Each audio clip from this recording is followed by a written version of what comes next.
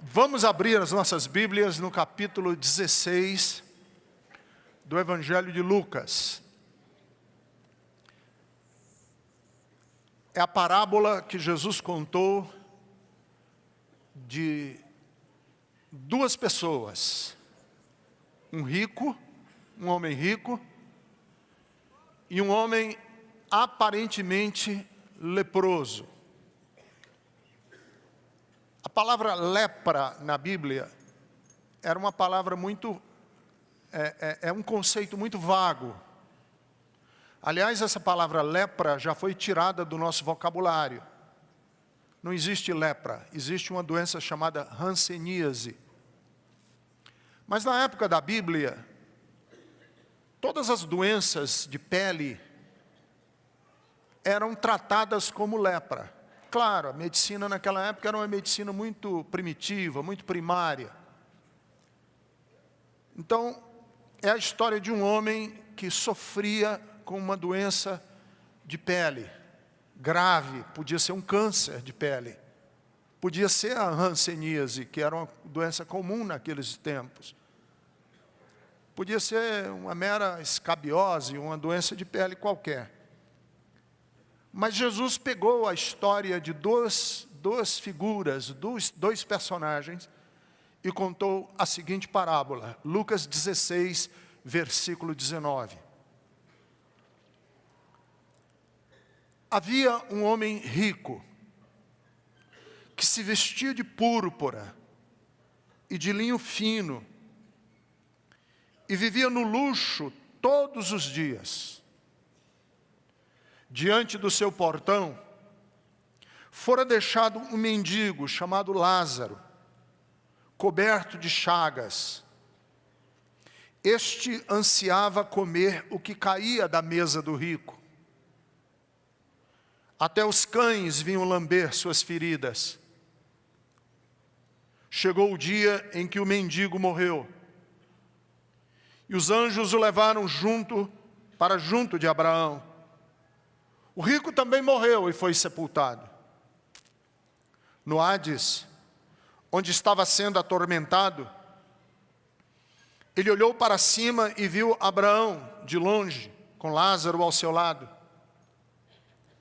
Então chamou: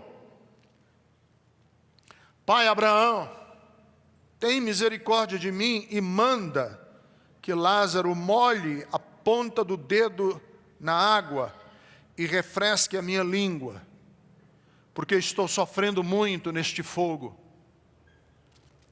Mas Abraão respondeu: Filho, lembre-se de que durante a sua vida você recebeu coisas boas, enquanto que Lázaro recebeu coisas más. Agora, porém, ele está sendo consolado aqui e você está em sofrimento. E além disso, entre vocês e nós, há um grande abismo, de forma que os que desejam passar do nosso lado para o seu, ou do seu lado para o nosso, não conseguem.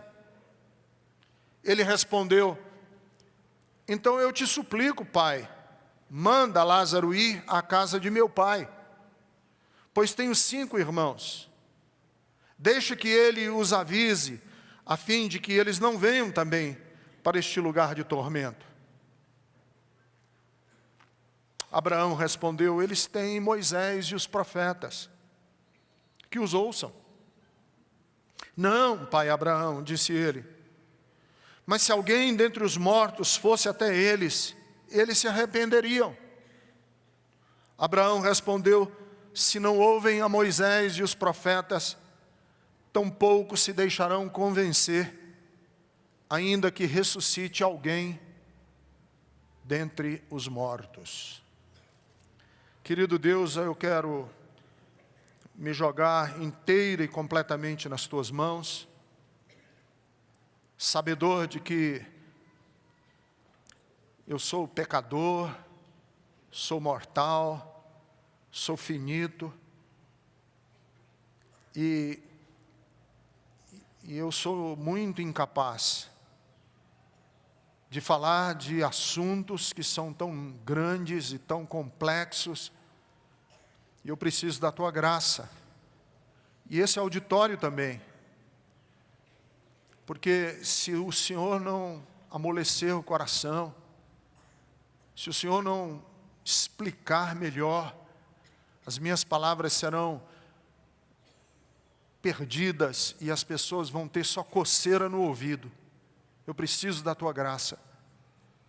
E esse povo precisa também da tua graça. Em o nome de Jesus eu oro. Amém. E amém.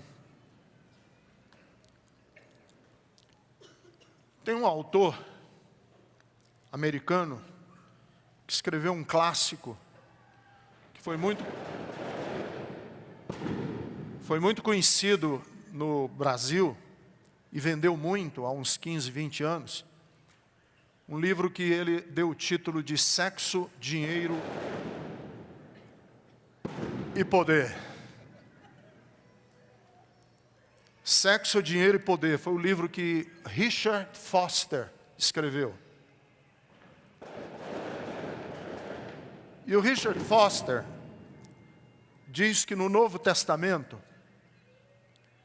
existem 215 versículos sobre fé.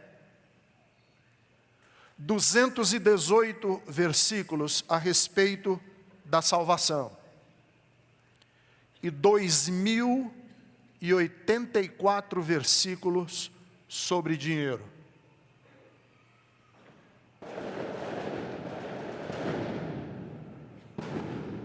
Das 28 parábolas que Jesus contou, 16 tratam explicitamente da administração de riqueza ou do dinheiro. E é interessante, e eu agora vou pedir que você, que está com a sua Bíblia, por favor, me acompanhe agora, abrindo a Bíblia,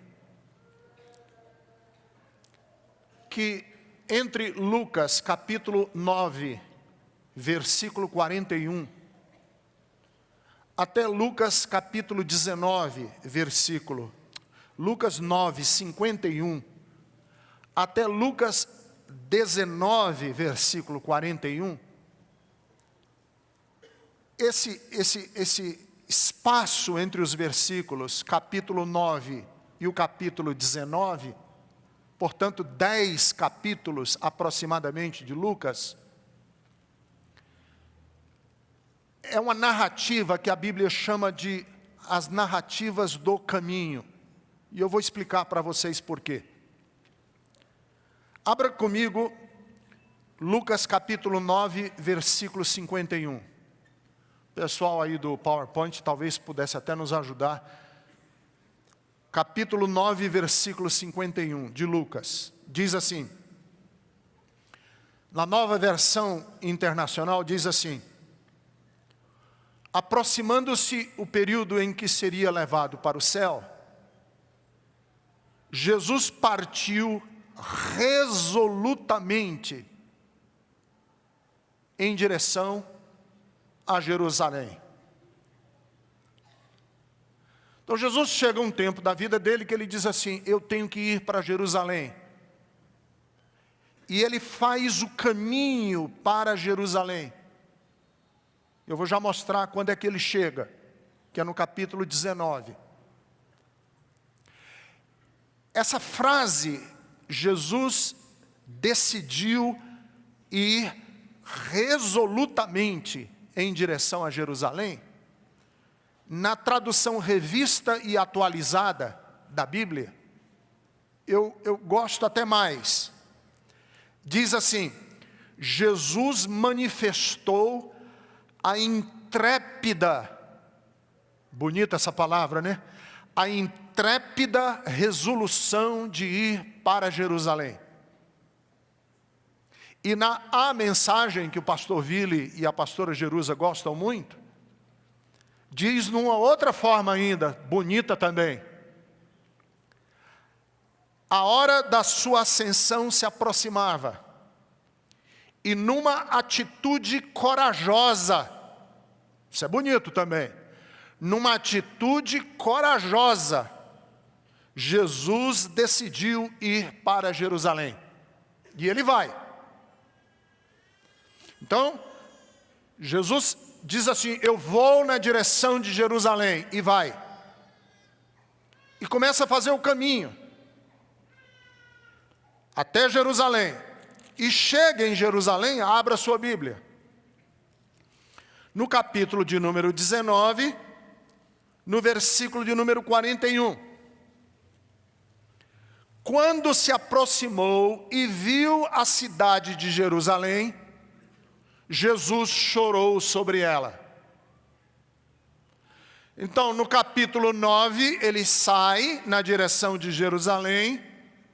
E no capítulo 19, ele chega em Jerusalém e chora sobre a cidade. Então, Lucas gasta aproximadamente 10 capítulos, entre o 9 e o 19, narrando o que Jesus ensinou, pregou e falou nessa caminhada, nessa jornada, nessa viagem, quando ele tomou a atitude corajosa de ir para Jerusalém e quando ele chega lá. Tem aí esse interregno, tem esse espaço até chegar em Jerusalém. Qual é o assunto predominante entre o capítulo 9 e o capítulo 19? Do que ele mais fala nessa jornada entre a decisão corajosa de ir para Jerusalém e ele chorar em cima da cidade de Jerusalém? O assunto predominante é o dinheiro. Vejam, estão com a Bíblia aí? Vamos mexer nela hoje. Me acompanhem com a Bíblia. Em Lucas capítulo 10, versículos 25 ao versículo 37, o assunto é dinheiro. A parábola do samaritano. A participação na vida eterna. Um rapaz aproximou-se dele e disse, Senhor, como é que eu faço para herdar a vida eterna? Implica na prática do amor ao próximo. Herdar a vida eterna não é fazer uma oração de entrega num culto de igreja, mas é agir como agiu o samaritano diante daquele que estava caído, morto, semi-morto, moribundo, na beira da calçada. E que precisa ter uma atitude, como teve a atitude do homem samaritano, que pagou, deu dinheiro ao dono da hospedaria para que cuidassem daquele que estava caído na beira da calçada. Agora vamos para Lucas capítulo 12. Vejam que nós vamos cobrir Lucas do 9 ao 19. Versículo de número 13. Lucas capítulo 12, versículo de número 13. Alguém da multidão lhe disse, mestre, dize a meu amigo, ao meu irmão, que divida a herança comigo. Divisão de herança, dinheiro. Alguém já falou assim uma vez, na nossa família nós nunca tivemos problema. Aí o outro respondeu, já dividiram alguma herança? Porque na divisão de herança, você só tem duas opções. Poucos herdeiros, um irmão, que são muito amigos, aí não dá briga. Mas se tiver mais de 4 herdeiros, prepare-se, vai dar confusão e grande. Por quê? Porque para conhecer a força da cobiça, não há melhor cenário do que um inventário. Até rimar, rimou. E Jesus mostra aqui, no versículo de número 15, Lucas 12, 15, fiquem de sobreaviso contra todo tipo de ganância, porque a vida de um homem não consiste na quantidade dos seus bens. Lucas capítulo 12, versículo de número 16. Ele conta uma parábola.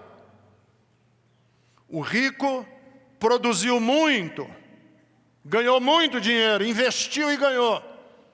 Naquela época não havia bolsa de valores, não havia dólar, não havia investimento em ouro. Investia-se em celeiros, em manadas. Um homem rico era um homem que tinha muitos celeiros, que tinha muita cabeça de camelo, muita cabeça de ovelhas. Este homem juntou em celeiros, capítulo de número 12, versículo de número 16, e disse para a alma dele, isso é uma parábola, eu ainda vou pregar nela. E disse para a alma dele, minha alma, agora descansa, porque você tem muito. E aqui é a única vez que Jesus põe na boca de Deus uma palavra tão dura. É a única vez em que Jesus chama qualquer pessoa de louco. Louco. Você é louco. Hoje vão pedir a tua alma. E o que é que você tem preparado? E aí Jesus explica que louco, versículo 21, é aquele que guarda para si riquezas, mas não é rico para com Deus. Lucas 12, versículo 32.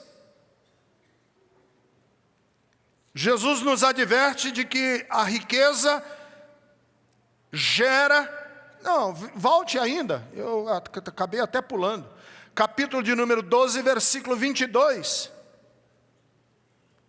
Quando ele diz, não vivam preocupados com, nem ansiosos com coisas materiais.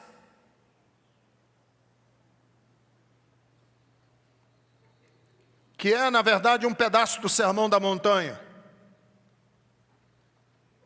A vida é muito mais importante do que comida, do que corpo, do que a roupa que a gente põe no nosso corpo. E ele encerra dizendo, não busquem ansiosamente o que comer e o beber, pois é isso que o mundo pagão faz. Busquem em primeiro lugar, versículo de número 31, o reino de Deus, e as coisas todas outras lhes serão acrescentadas. Aí agora vai por versículo de número, capítulo 12, versículo de número 15, eu já falei sobre isso, 21, 16, capítulo 16, versículo de número 14.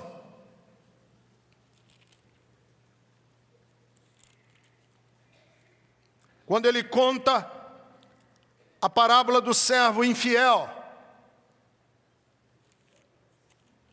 de um homem que era sem escrúpulos e deu uma lição de fidelidade aos que são escrupulosamente éticos. Quando no capítulo de número 16, versículo de número 14, ele deixa claro que os fariseus amavam o dinheiro e por isso ouviam tudo e zombavam de Jesus. Por que é que eles zombavam de Jesus? Porque eles talvez quisessem ser trabalhados em outras dimensões da moralidade deles. Me ensina a ser um melhor pai. Me ensina a melhor me comportar como cidadão. Mas não mexa no meu bolso. Não trate assuntos que digam respeito à minha riqueza. Porque eles eram avarentos. E o avarento não quer que mexa nessa dimensão da vida dele. Aí Jesus diz assim, vocês, versículo 15, vocês se justificam a si mesmos aos olhos dos homens, mas Deus conhece o coração de vocês.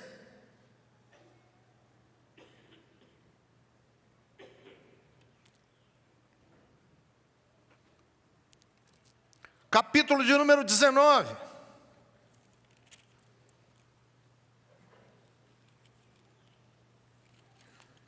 Jesus conta a parábola das 10 minas. Do versículo de número 1 a versículo de número 10, Jesus contrasta a riqueza de Zaqueu, que este sim,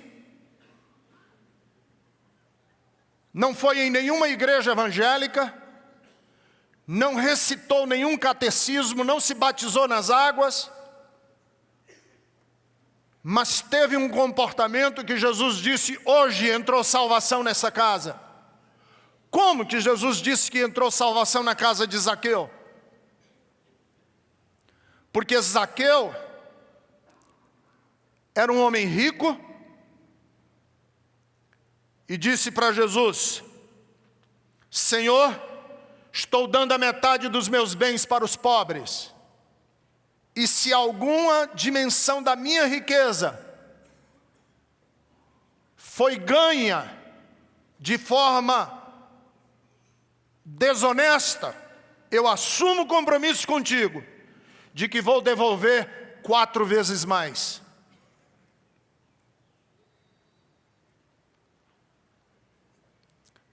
Então, o capítulo 9, quando Jesus disse, eu vou para Jerusalém, até o capítulo 19, quando ele chega em Jerusalém, o assunto que ele trata com os discípulos é riqueza. Mas há uma porção que eu quero ler para vocês. Do capítulo 16, volta um pouco. Versículos 10 até o versículo 14. 16 do 10 ao 14. Diz assim, quem é fiel no pouco, também é fiel no muito. Essa equação é muito simples. Quem é fiel no pouco, é fiel no muito, e vice-versa.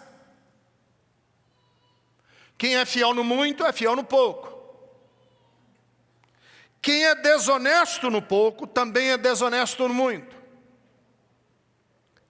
Assim, se vocês não forem dignos de confiança em lidar com as riquezas deste mundo ímpio, quem lhes confiará as verdadeiras riquezas?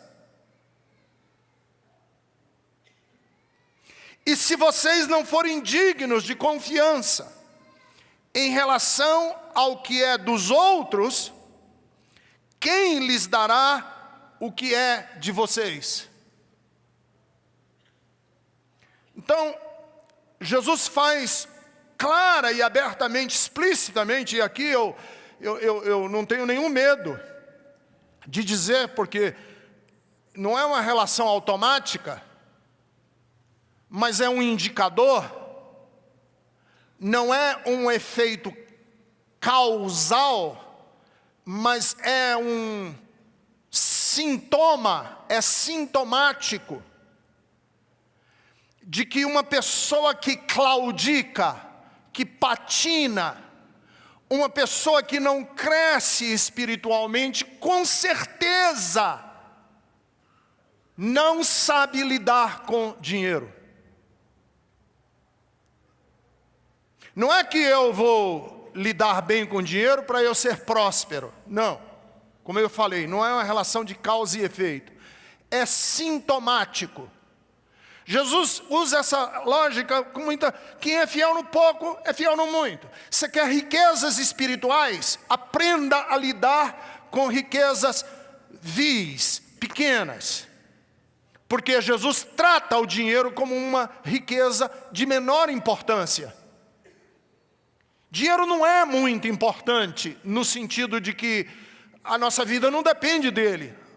Jesus fala isso com todas as letras, quando ele diz assim, a vida de um homem não depende do tanto de dinheiro que ele acumulou, a qualidade de vida de uma pessoa. Mas, se você não consegue ser fiel naquilo que é de menor importância, como é que Deus vai repartir com você verdades espirituais maiores?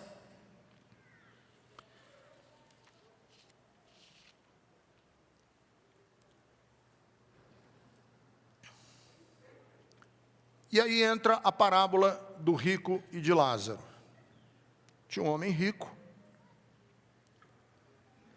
que vivia faustosamente, vestia-se de púrpura, que era tecido dos estilistas da época,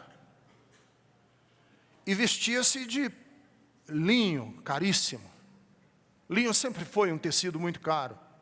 Mas naquela época ele era simbólico.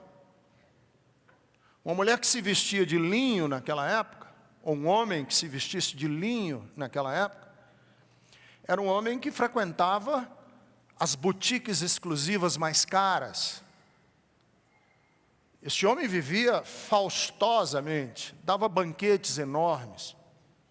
E na porta da casa dele, tinha um homem com uma doença de pele, que tinha graves problemas de saúde, e era paupérrimo, era um mendigo. E que esperava o lixo da casa. Esperava que ele juntasse o lixo, para ele ir lá fuçar o lixo e comer. E o resto da história eu li para vocês, eu não preciso recontá-la toda de novo. Quais são alguns princípios e valores que eu gostaria de repartir com vocês hoje, em vista disso que eu já contei entre o capítulo 9 e o capítulo 19. Essa trajetória de Jesus ao longo de 10 capítulos, falando explicitamente sobre dinheiro. Primeira coisa que Jesus conta aqui, nessa parábola, que eu acho, não é? Claro, essa parábola tem um bilhão de percepções, você pode ter outras. Eu tive 4 percepções dessa parábola, que eu quero repartir com vocês hoje. Primeiro, é que a vida de um homem ou de uma mulher se define pelas suas prioridades. Você diz assim, pastor, como é que eu sei a qualidade da minha vida? Como é que eu sei se eu estou vivendo uma vida pobre ou se minha vida é rica? Rica não em dinheiro, rica em valores, uma vida bonita. Como é que eu sei? Pelas suas prioridades. O que é prioritário para você?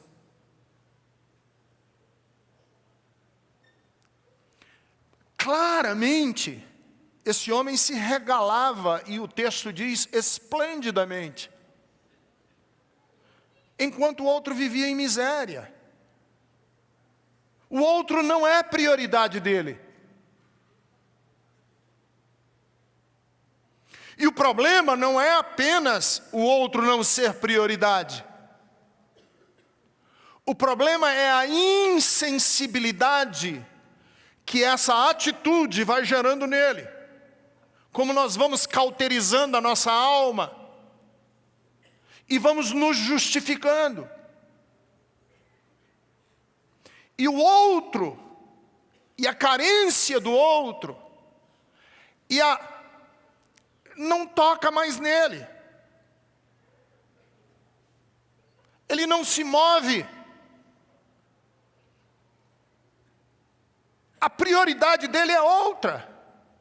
E é a prioridade dele que define a qualidade, o quilate da sua vida.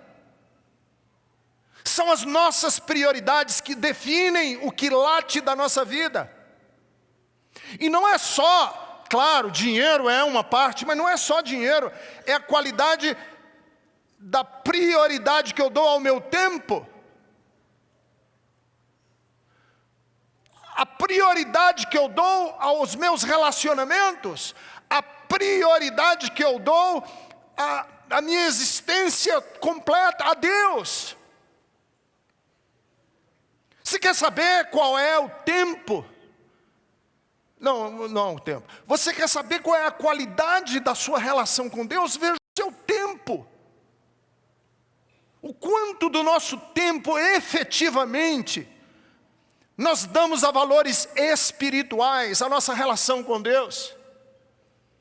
A leitura de uma Bíblia, a meditação em alguma... Nós damos male-male, 1h30 num domingo. Não é prioridade. A gente dizer, Jesus, eu te amo, tu és importante para mim. Não é. Isso é hipocrisia. E não é também na nossa relação com dinheiro. Porque o que nós ofertamos não é nossa prioridade.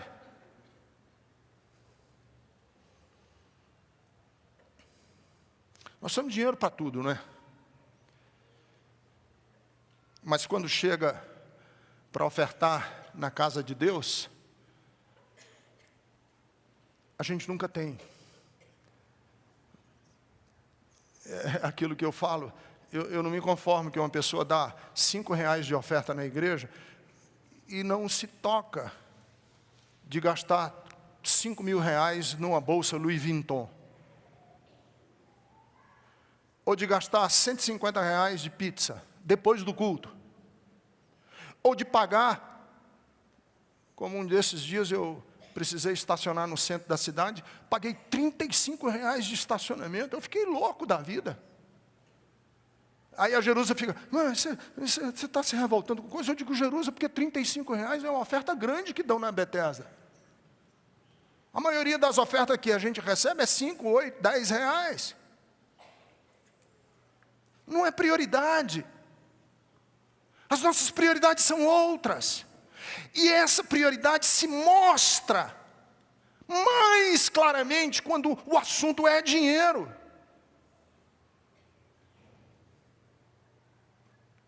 O outro nunca foi prioridade para ele. A prioridade dele era a festa que ele dava. Quando ele recebia os seus amigos, e ele ia assar uma picanha na churrasqueira que ele acabou de construir no fundo do quintal, com tijolo refratário, e aí ele não pisca duas vezes de dar 35, 40 reais numa peça de picanha. E de comprar 4 dúzias de cerveja. Mas quando chega o outro e a carência do outro, falta, desaparece. Nossa vida se define nos excessos, nas rebarbas, que abençoam ou não os outros.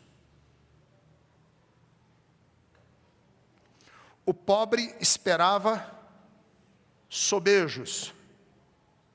Ele queria comer o que caía da mesa do rico. Mas o que caía da mesa do rico não era suficiente. Nem o que caía, nem o sobejo, nem o lixo.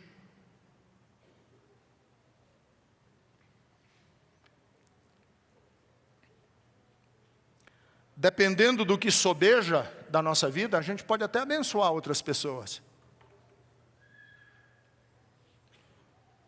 Mas o nosso sobejo é tão raquítico que se o pobre for esperar o que sobra, ele morre. Porque a nossa sobra é nada.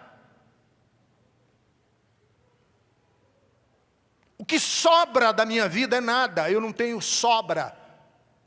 Minha vida é toda consumida comigo mesmo. E se você esperar as sobras da minha vida, você vai passar necessidade.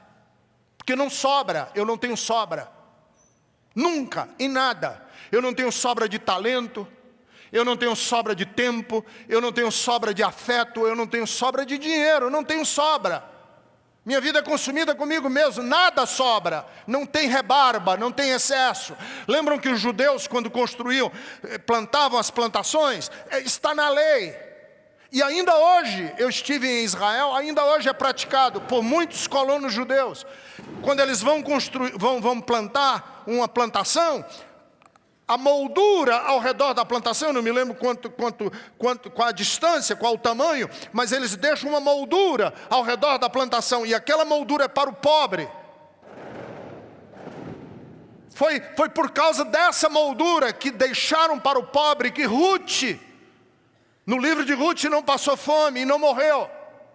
Porque ela ia joeirar nas rebarbas da plantação de Boaz. E eu quero dizer para você, o que é que você sobra da sua vida? Qual é a rebarba da sua vida? A Bíblia sugere que uma rebarba da nossa vida seja de 10%.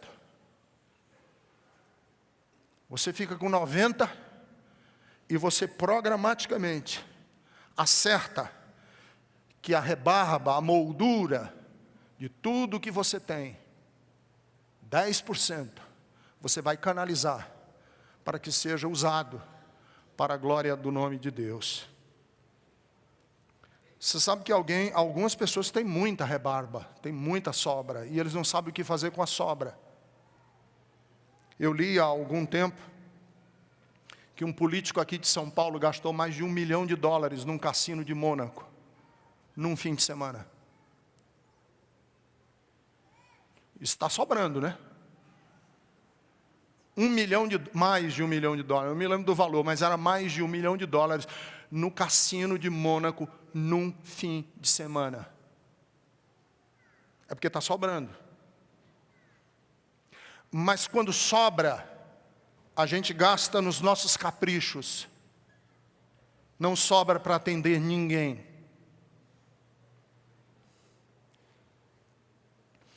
E a mensagem que Jesus conta é que os dois morreram. O pobre morreu e o rico morreu. Eu me lembro claramente, eu estava em casa, quando o então presidente da França, muito tempo atrás, Girard d'Estaing, estava descendo pela escada de um avião, magérrimo, esquálido, pele e osso, com câncer. Ia morrer, e morreu, desse câncer. E eu fiquei vendo o noticiário e vendo o presidente da França descendo pelas escadas de um avião, e eu me lembrei, na hora, se existe recurso na medicina mundial, esse homem tem acesso. Se existe experimento de ponta, se existe pesquisa de ponta sendo feita em qualquer lugar do mundo, esse homem tem acesso. Mas não resolveu, ele morreu. Eu vi quando o presidente da Apple, Steve Jobs, eu vi, a maioria de vocês devem ter visto também, o discurso dele na Universidade de Stanford. Ele foi chamado para ser o paraninfo, o que deu uma das mais belas palestras, inclusive sobre o valor da vida e a morte. Muitos de vocês não sabem que a Universidade de Stanford é a universidade de maior gabarito médico hoje no mundo, uma das. É conhecida, se o MIT é conhecido pelos seus experimentos em física, em química, a Universidade de Stanford é em medicina, e o Steve Jobs é o orador da turma. E eu fiquei pensando, o cara é o presidente da Apple, o dono da Apple, discursando na universidade mais bala do mundo em medicina, e ele está condenado a morrer. E ele vai morrer. E ele morreu.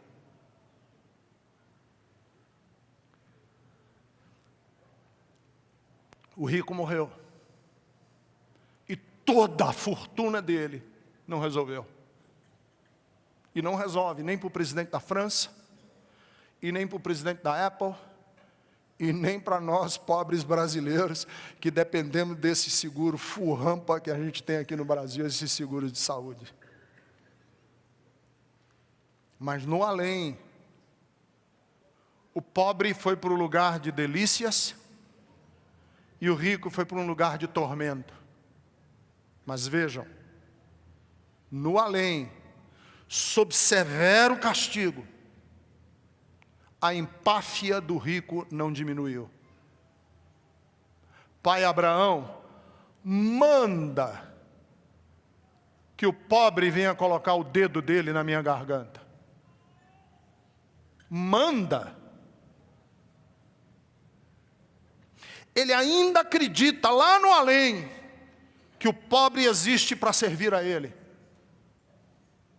Lá no além ele ainda acredita que ele tem o rei na barriga. Lá no além ele ainda acredita que ele dá ordens.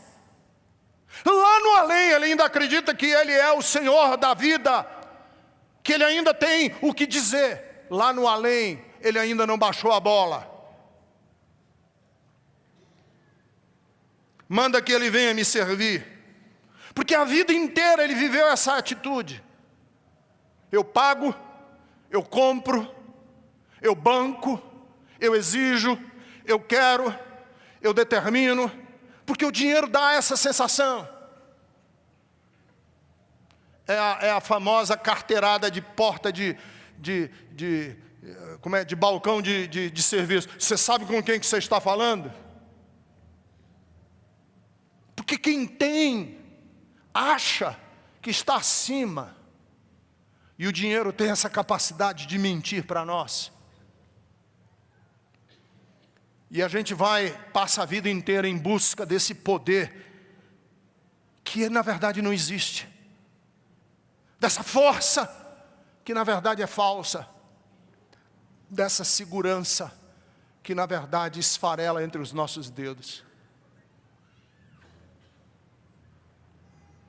Eu conto a história do grande amigo meu que morreu de leucemia, Nilson, corredor comigo, nós corríamos juntos. Um dia nós terminamos de correr, ele estava com febre. Ele falou, cara, eu acho que nós estamos exagerando, que eu termino de correr, eu fico com febre. Eu falei, não é possível. Nós nem estávamos correndo muito naquela época. Não, tem alguma coisa errada. Ele foi fazer os exames e tal, leucemia. O hematologista que o tratou, um dos especialistas em doenças do sangue, falou para ele assim, olha, a medicina hoje está muito avançada no tratamento de leucemia. Você pode viver 2, 3, 4, 5 anos. Ele era funcionário das Nações Unidas, do setor de agricultura. Estava com um contrato para ir trabalhar na África. E o médico dele falou, sem problema nenhum, pode ir trabalhar. Você tem uma leucemia que é perfeitamente tratável. Os remédios hoje de ponta é uma doença crônica. E assim aconteceu. O Nilson trabalhando para as Nações Unidas, seguro de saúde internacional, foi para trabalhar na África, passou 2 anos, 3 anos trabalhando na África, voltamos a correr, ele disse, eu posso correr até um pouco mais leve, mas posso, eu corria com ele, a gente conversava, mas o hematologista disse para ele, no dia em que essa sua leucemia passar de crônica para aguda, você não tem 30 dias de vida. Um dia ele ligou para mim e falou, Ricardo, acabei de fazer um exame de sangue, a minha leucemia ficou aguda.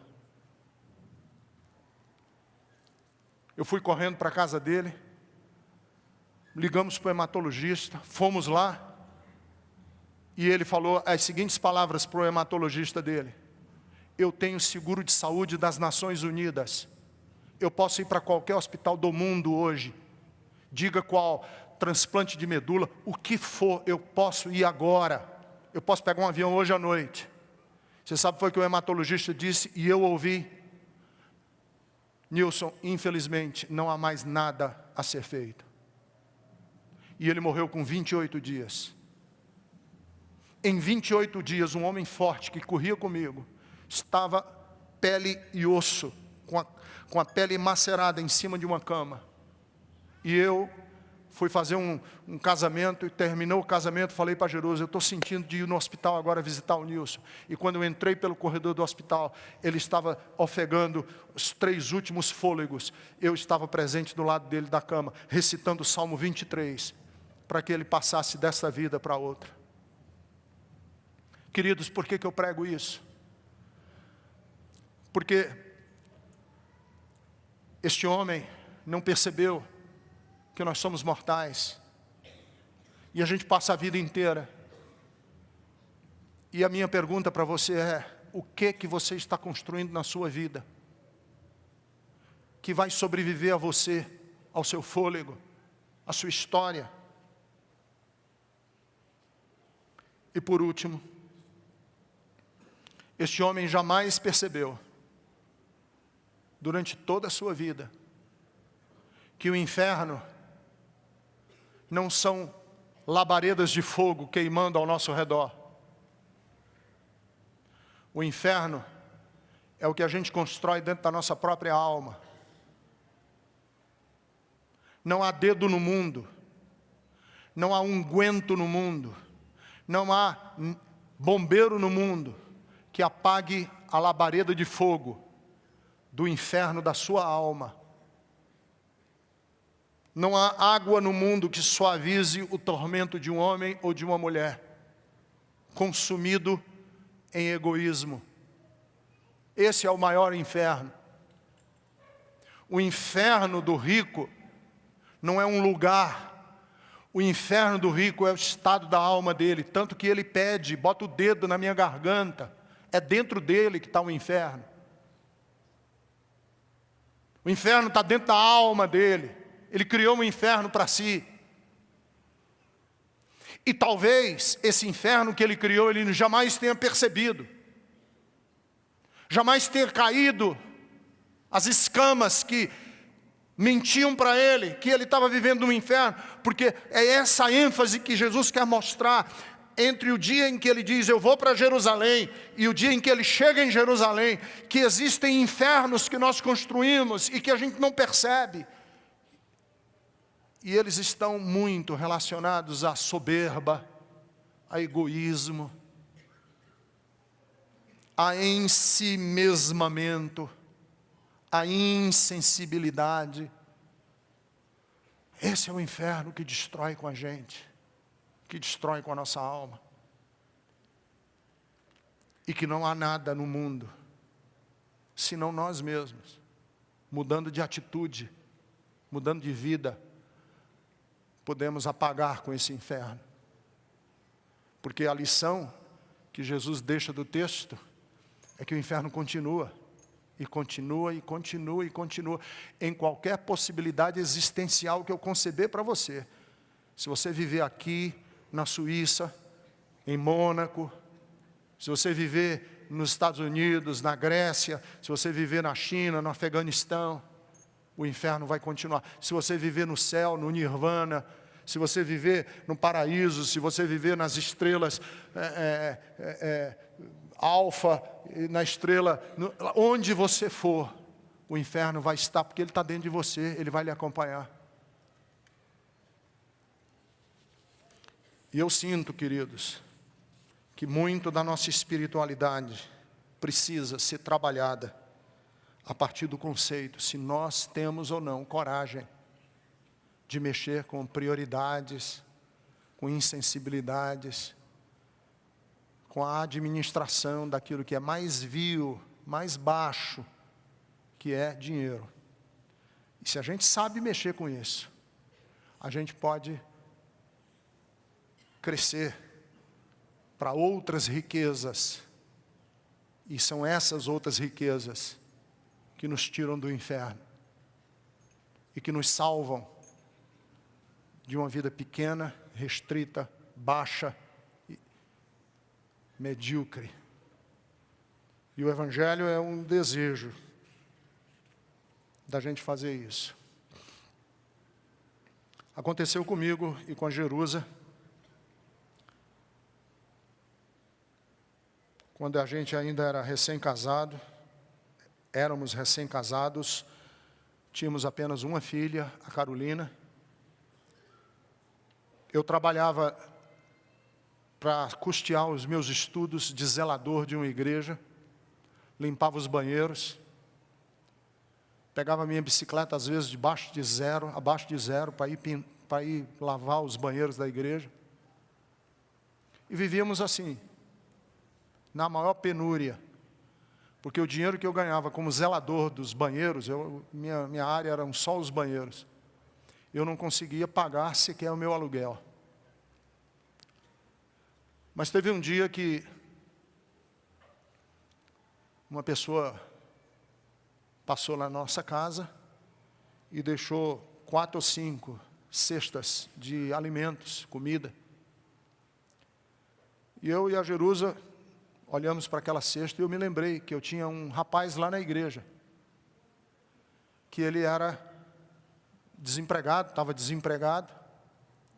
E eu peguei então daquelas cestas, eu e a Jerusa separamos alguma coisa, não foi muito. Confesso para vocês que não foi meio a meio, não. Foi só a rebarba mesmo, foi só o que a gente achou que não ia comer. Tiramos ali alguma coisa, coloquei na garupa da bicicleta, fui até a casa desse rapaz, senhor, casado, apertei na campainha, saquinho pequeno assim de comida, ninguém atendeu, deixei o saquinho de comida na porta, sem nenhum aviso que era eu, e ainda pensei assim, heroicamente, isso quando ele chegar hoje à noite, vai pensar que foi um anjo que deixou aqui. Fui trabalhar, lavei os banheiros todos, tudo bem lavadinho. À noite, voltei para casa, eram as 8h30, 9 horas da noite, de bicicleta. Encostei minha bicicleta. Quando eu abri a sala da minha casa, eu não vou exagerar não, mas devia ter, igual o saquinho que eu dei para ele, devia ter uns 150 sacos de compras de supermercado. Naquele mesmo dia, horas depois. Eu falei, Jerusa, o que foi que aconteceu? Ela vai dizer, Ricardo, tu não vai acreditar. Enquanto você estava trabalhando, o Gary, que foi a pessoa que eu levei o saquinho, recebeu um bônus do governo de desemprego dobrado. E tudo o que ele comprou para ele comprou dobrado e trouxe para a gente. Eu digo, mas eu levei um saquinho para a casa dele. Ele disse, pois é, ele nem sabe.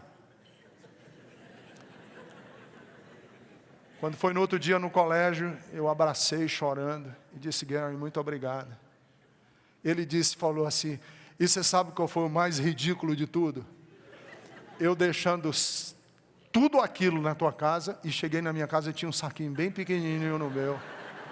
Aí eu disse, ridículo? Pois eu vou te contar o ridículo. Quem levou o saquinho fui eu. E naquele dia eu aprendi que repartir, dar, doar, tem o maior de todos os galardões. Não é receber de volta duplicadamente. Porque eu recebi, entre aspas, plantei um saquinho e recebi 150. Mas ele plantou 150 e recebeu um saquinho. Não é receber, é a alegria que você gera na vida do outro. É a alegria que você produz na vida do outro. É riqueza que não se mede com cifrão, nem com zeros, nem com vírgulas. Essa riqueza que Deus quer destilar na nossa alma e no nosso coração.